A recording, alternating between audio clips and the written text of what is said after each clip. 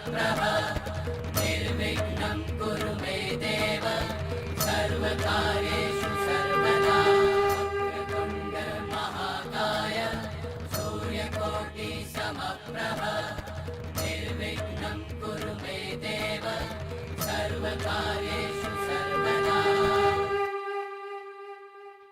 मानस पढ़ेंगे तो पाएंगे कि शंकर जी जैसे सदगुरु मिलने के बाद भी रावण कभी उनसे समझा नहीं और शंकर जी ने कभी उसे समझाया नहीं, कभी नहीं समझाया।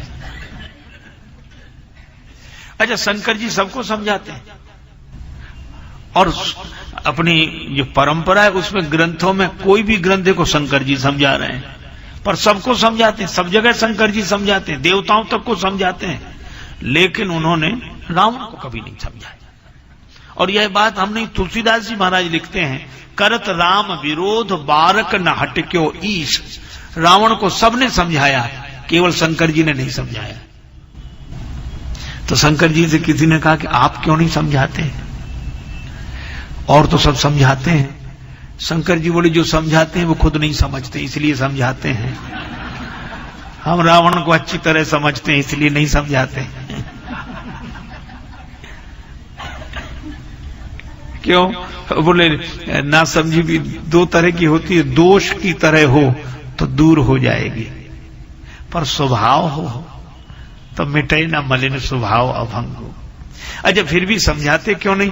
शंकर जी बोले, लाभ नहीं होगा, श्रद्धावान लभते ज्ञानम। ज्ञान की प्राप्ति तो श्रद्धावान को होती है। और यह शंकर जी बोले, ये मुझे जब जब देखता है तब तब हंसता है।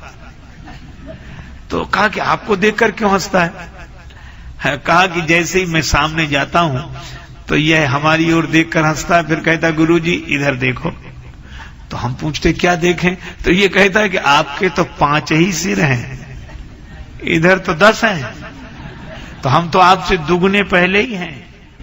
तो जो व्यक्ति गुरुजी से अपनी समझ दुगनी समझे, उसको गुरु लोग समझाएं भी तो कैसे समझाएं? उसको यह भ्रम है कि गुरुजी से दुगने तो हम ही हैं। और यही कारण है कि एक दिन रावण गया तो कैलाश पर्वत हिलाने लगा। अब कैलाश पर्वत हिला तो शंकर जी भी हिले। कौतुक ही कैलाश पुण्य लीने से जाए उठाए, हिलाया तो कैलाश पर्वत हिला, शंकर जी हिले तो पार्वती जी और सब हिलने लगी कैलाश पर जितने। तो पार्वती माता ने पूछा कि हे देवादिदेव महादेव, क्या हो रहा है ये? शंकर जी मुस्कुरा कर बोले, चेला आया है, चेला आया है, चेला। अरे तो चेला आया तो ये हलचल क्यों मचाए हुए? शंकर जी बोले, रावण जैसा चेला आएगा तो हलचल ही मचेगी, क्योंकि जो गुरुओं के यहां जाकर भी हलचल मचाते हैं, क्योंकि गुरुजी से अधिक खोपड़ी वाला अपने को समझते हैं, उनके 5 हमारे 10, ये खोपड़ी वाले हलचल ही मचाते हैं। और यही कारण है कि श्री सीता जी का जन्म घट से हुआ है। और घट शब्द में श्लेष है, घट घड़े को भी कहते हैं और घट हृदय को भी कहते हैं। और श्री सीता जी शांति हैं, भक्ति हैं। भक्ति का जन्म होगा तो हृदय से होगा। और एक अद्भुत संकेत है, रावण ने सीता जी का हरण किया है, भक्ति का जन्म हृदय से होता है, खोपड़ी वाले तो हरण करते हैं। और एक सज्जन बड़ी अच्छी बात कहते, इसका नाम ही खो पड़ी है, खो दिया है इसीलिए तो पड़ी है। अच्छा, रावण खोपड़ी वाला है, शंकर जी ने कहा ये तो हलचल मचाएगा, जरूर हलचल मचाएगा। और उस रावण से जब किसी ने पूछा क्या कर रहे हो, तो बोले प्रणाम कर रहे हैं। कहा ये कैसा प्रणाम? तो बोले गुरुजी को सिरोधार्य कर रहे हैं। कैसे? कहा कैलाश पर्वत उखाड़ कर सिर पे रख लेंगे, पर्वत सिर पे, इसके ऊपर गुरुजी। तो कहा ये क्या है? बोले प्रणाम।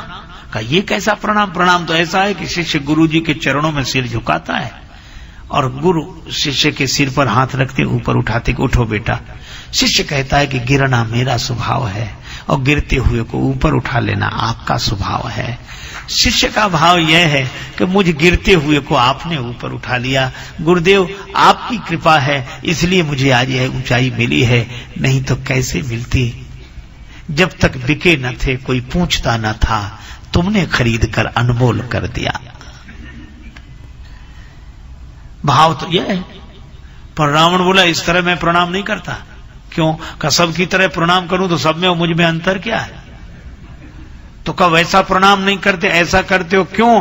रावण बोला इसलिए कि मैं ऐसा चेला नहीं जिसे गुरुजी ऊपर उठाए। मैं तो ऐसा चेला हूं जो गुरुजी को ही ऊपर उठाए हुए हूं, सारी दुनिया देख ले। बोले मैं लोगों को दिखाने आया हूं कि गुरुजी के कारण मैं ऊपर नहीं उठा हूं, मेरे कारण गुरुजी ऊपर उठे हैं।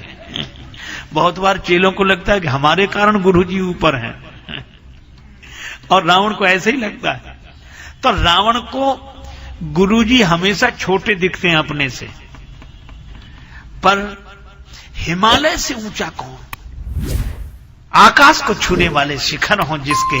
और उसने नारद जी को जब देखा, उन्हें हिमालय राज ने निज सौभाग्य बहुत गिरी वर्णा कि आज मेरा बड़ा सौभाग्य है, बड़ा सौभाग्य है। क्यों? सदगुरु आए हैं।